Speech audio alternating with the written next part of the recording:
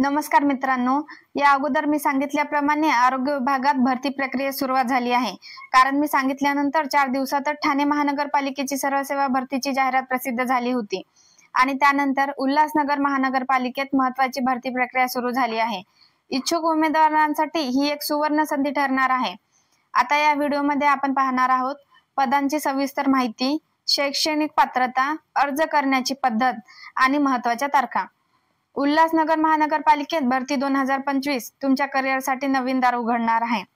Private कंपनीत तासनतास घासून नोकरी करण्यापेक्षा फॅमिलीला वेळ देता यावा म्हणून सरकारी नोकरीसाठी प्रयत्न सुरू ठेवा। आज घेतलेला निर्णय उद्याचं तुमचं भविष्य बदलू शकतो।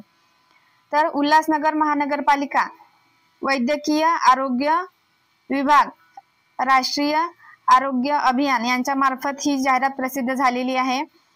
तर आपण बघूयात, उल्हासनगर महानगरपालिका कार्यक्षेत्रात वैद्यकीय आरोग्य विभागामार्फत राष्ट्रीय शहरी आरोग्य अभियान कार्यक्रम 15वा वित्त आयोग अंतर्गत नागरी प्राथमिक आरोग्य केंद्र, हिंदू हृदय सम्राट बाळासाहेब ठाकरे आपला दवाखाना व नागरी आरोग्य वर्धिनी केंद्राकरिता विविध पदांसाठी ही जाहिरात असणार आहे।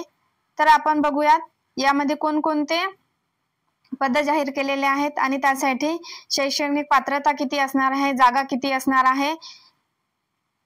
उल्हासनगर महानगरपालिका वैद्यकीय आरोग्य विभाग, राष्ट्रीय शहरी आरोग्य अभियान यांच्या मार्फत ही पदे भरल्या जाणार आहेत। तर उल्हासनगर महानगरपालिका कार्यक्षेत्रात वैद्यकीय आरोग्य विभागामार्फत राष्ट्रीय शहरी आरोग्य अभियान 15वा वित्त आयोग अंतर्गत हिंदू सम्राट बाळासाहेब ठाकरे आपला दवाखाना व नागरी आरोग्य वर्धिनी केंद्राकरिता खालील पदे भरण्यात येणार आहे। तर अर्ज करण्याचा दिनांक असणार आहे 13/8/25 पासून ते शेवटची तारीख असणार आहे 4 सप्टेंबर 2025 पर्यंत आपण अर्ज करू शकतो। त्यानंतर खाली आपण पदे बघणार आहोत। तर सुरुवातीचं पद आहे एपिडेमियोलॉजिस्ट, याच्यासाठी शैक्षणिक अर्हता असणार आहे MPH, MHA, MBA in health, MCI, MMC तसेच काउन्सिल कडून नोंदणीकृत रजिस्ट्रेशन झालेलं प्रमाणपत्र असणे गरजेचं आहे। यासाठी पगार असणार आहे 35,000 रुपये। तर जागा असणार आहे ओपन साठी 1 जागा असणार आहे। त्यानंतर बघूया नंतरचं पद पब्लिक हेल्थ मॅनेजर, यासाठी शैक्षणिक अर्हता असणार आहे MBBS, BDS, BMS, BHMS, BUMS with MPH, MHA, MBA in health care administration. यामध्ये पण आपल्याला काउन्सिल मध्ये रजिस्ट्रेशन झालेलं प्रमाणपत्र असणे गरजेचं आहे। यासाठी पगार असणार आहे 32,000 रुपये। ओपन साठी 1 जागा असणार आहे आणि 1 जागा असणार आहे अर्जसाठी। तर त्यानंतर बघूया आपल्यासाठी महत्त्वाचं असणारं पद म्हणजे स्टाफ नर्स। आता स्टाफ नर्स साठी फक्त 2 पदे असणार आहेत। यासाठी 12th with GNM BSc nursing झालेलं असणं गरजेचं आहे। तसेच काउन्सिल मध्ये रजिस्ट्रेशन झालेलं प्रमाणपत्र गरजेचं आहे। यासाठी पगार असणार आहे 20,000 रुपये। तर विजा यासाठी 1 जागा असणार आहे आणि इतर मागास वर्गासाठी 1 जागा असणार आहे। त्यानंतर बघूयात आपण आरोग्य सेविका म्हणजेच ANM साठी 7 जागा असणार आहे। आता ह्या 7 जागा, त्यानंतर याच्यासाठी शैक्षणिक अर्हता म्हणजेच ANM तुमचं झालेलं पाहिजे। त्यानंतर MNC मध्ये नोंदणीकृत प्रमाणपत्र असणे गरजेचं आहे। पगार असणार आहे 18,000 रुपये। तर जागा असणार आहेत खुल्यासाठी 5, तर विमावसाठी 1 जागा असणार आहे आणि भजपसाठी 1 जागा असणार आहे। त्यानंतर बघूया आपण औषध निर्माता म्हणजेच फार्मसिस्ट। आता फार्मसिस्ट साठी असणार आहे 3 जागा। तर शैक्षणिक अर्हता असणार आहे M.Pharm झालेलं पाहिजे, D.Pharm झालेलं असणं गरजेचं आहे किंवा B.Pharm झालेलं असणं गरजेचं आहे। काउन्सिल कडील नोंदणी व नूतनीकरण अनिवार्य आहे। त्यानंतर पगार आहे 17,000 रुपये। अर्जसाठी 1 जागा असणार आहे, सौशेमाप्ल साठी 1 जागा असणार आहे आणि ओपन साठी 1 जागा असणार आहे। त्यानंतर बघूयात आपण प्रयोगशाळा तंत्रज्ञ, त्याच्यासाठी असणार आहे 1 जागा। यामध्ये आपल्याला BSc प्लस DMLT झालेलं असणं गरजेचं आहे। काउन्सिल आणि नोंदणी व नूतनीकरण असणं गरजेचं आहे, म्हणजे तुमचं रजिस्ट्रेशन झालेलं पाहिजे। त्यासाठी मानधन असणार आहे 17,000 रुपये। सौशेमाप्ल यासाठी 1 जागा असणार आहे। तर त्यानंतर बघणार आहोत आपण 15वा वित्त आयोग अंतर्गत किती पदे भरली जाणार आहेत, म्हणजे अर्बन हेल्थ वेलनेस सेंटर। आता यामध्ये बघूयात आपण स्टाफ नर्स साठी असणार आहेत 14 पदे, आता यामध्ये एज्युकेशन काय मागितलेलं आहे तर 12th with JNM BSc nursing झालेलं पाहिजे। त्याच नंतर आपली MNC मध्ये नोंदणी झालेली पाहिजे, म्हणजेच आपलं रजिस्ट्रेशन असणं गरजेचं आहे। पगार असणार आहे 20,000 रुपये। आता कोणत्या प्रवर्गानुसार जागा किती असणार आहेत हे बघूया। तर इथे बघा, विजासाठी एक जागा असणार आहे, धजडसाठी एक जागा असणार आहे, इतर मागास वर्गासाठी 5 जागा असणार आहे, अदुग साठी 3 जागा असणार आहे आणि खुल्यासाठी असणार आहेत 4 जागा। तर त्यानंतर बघणार आहोत आपण स्टाफ नर्स, म्हणजे स्टाफ नर्स पुरुष मेल साठी असणार आहेत 2 जागा। तर यामध्ये पण आपल्याला 12th with science JNM BSc nursing झालेलं पाहिजे, तसेच महाराष्ट्र काउन्सिल मध्ये नोंदणी झालेली पाहिजे, म्हणजे तुमचं रजिस्ट्रेशन असणे गरजेचं आहे। मानधन असणार आहे 20,000 रुपये। यामध्ये अर्जासाठी एक जागा असणार आहे, तर विजासाठी एक जागा असणार आहे। आता आपण नंतरचं पद बघूयात, बहुउद्देशीय कर्मचारी म्हणजेच MPW। आता ही पुरुषासाठी जागा असणार आहे, पद असणार आहेत 25। यामध्ये थोडी शैक्षणिक पात्रतेमध्ये बदल असणार आहे। येथे 12th पास विथ सायन्स असं पाहिजे असणार आहे, प्लस तुम्हाला सॅनिटरी इन्स्पेक्टरचा कोर्स पूर्ण केलेला पाहिजे। तर पगार असणार आहे 18,000 रुपये। आता आपण पद बघूयात कोणत्या कॅटेगरीनुसार किती असणार आहे। तर इथे असणार आहेत अजसाठी 3, अजसाठी 2 पदे, भजबसाठी 2 पदे, तसेच भजक साठी 1 पद, भजडसाठी 1 आणि इतर मागास वर्गासाठी 5 पदे, अदुगसाठी 3 पदे आणि खुल्यासाठी असणार आहेत 9 पदे।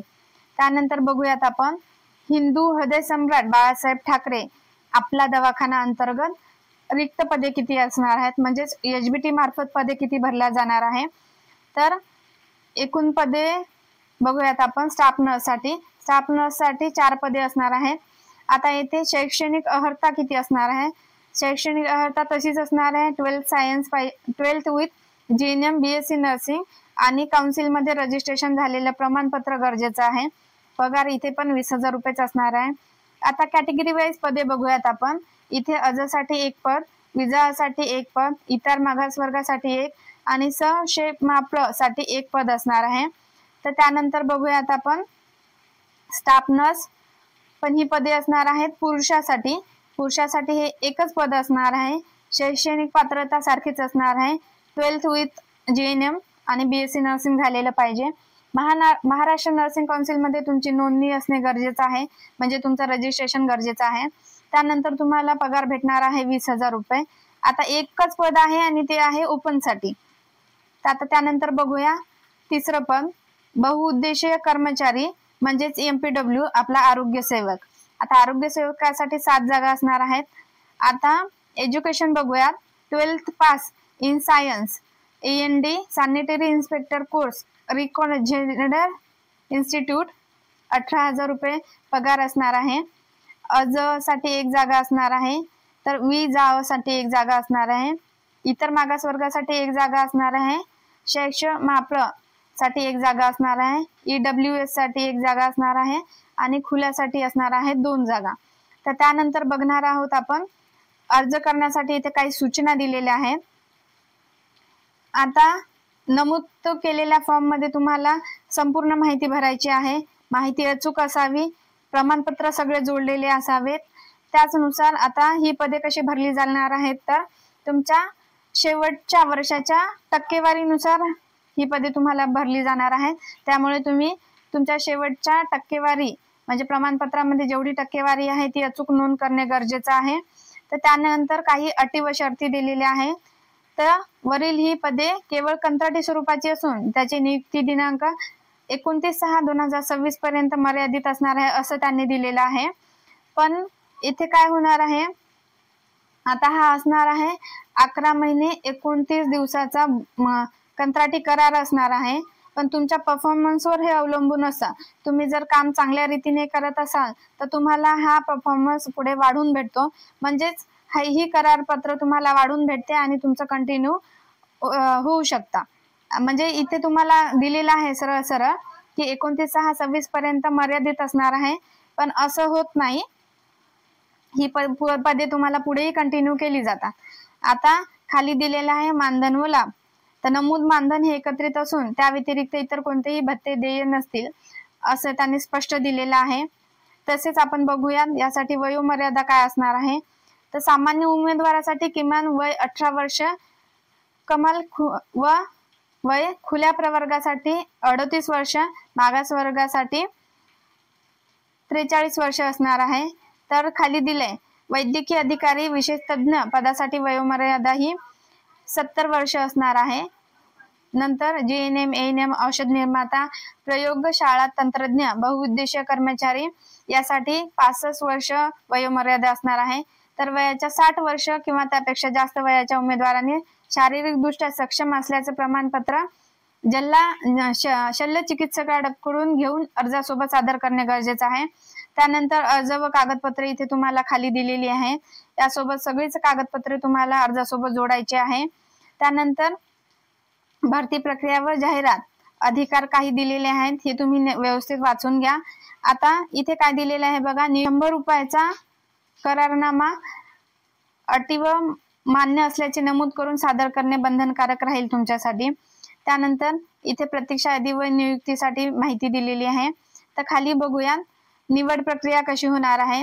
तर सदर पदाच्या अनुषंगाने प्राप्त होणाऱ्या उमेदवाराच्या अर्जामधील गुणवत्तेनुसार पद्धतीने निवड प्रक्रिया राबवण्यात येईल। या संबंधात सर्व अधिकार माननीय अध्यक्ष व निवड समितीला असणार आहेत, म्हणजे त्यांनी ते राखून ठेवलेले आहेत। उमेदवाराची निवड करायची असल्यास शासनाच्या मार्गदर्शक सूचनेनुसार गठीत करण्यात आलेल्या समिती यांच्या मान्यतेचे सहाय्यक संचालक राष्ट्रीय नागरी आरोग्य अभियान मुंबई 26/6/2024 रोजीच्या पत्रानुसार निकष लावून 1/5 उमेदवाराची निवड असणार आहे। आता खाली बघूया आपण निवड प्रक्रिया कशी होणार आहे।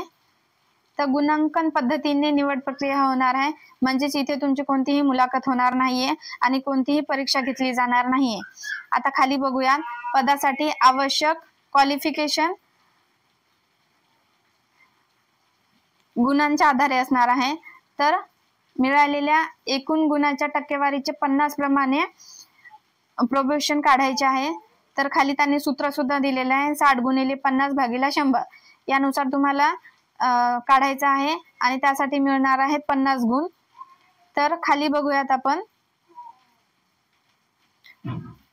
पदासाठी आवश्यक शैक्षणिक अर्हतेचे अधिक शैक्षणिक अर्हता असल्यास, म्हणजेच तुम्हाला तुमच्या डिप्लोमाच्या वरती अजून उच्च शैक्षणिक अर्हता तुम्ही काही घेतली असेल तर त्यासाठी असणार आहे तुम्हाला 20 गुण, जास्तीत जास्त हे 20 गुण असणार आहे। त्यानंतर बघूयात संबंधित पदासाठी निगडित अनुभव, म्हणजे तुम्हाला प्रत्येक एका वर्षासाठी 6 गुण दिले जाणार आहेत।